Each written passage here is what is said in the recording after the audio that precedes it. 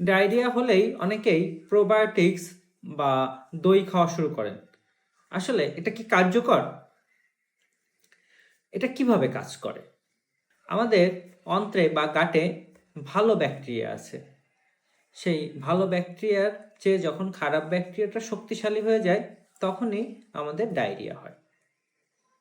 দেখা গেছে যে প্রোবায়োটিক্স বা দইতে যে ব্যাকটেরিয়াগুলো থাকে সেগুলো ভালো ব্যাকটেরিয়া, কিন্তু এই ব্যাকটেরিয়া বা এই ভালো ব্যাকটেরিয়াগুলা কিন্তু সব ডায়রিয়াতে কাজ করে না।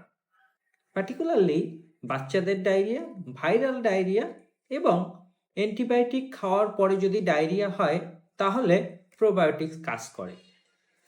এছাড়া অন্য ডায়রিয়াগুলোতে আসলে প্রোবায়োটিক্সের তেমন কোনো রোল নাই, বরং কিছু কিছু ক্ষেত্রে এটা খারাপ হতে পারে। তাই ডাক্তারের পরামর্শ ছাড়া প্রোবায়োটিক্স বা দই কোনোটাই খাবেন না। ধন্যবাদ।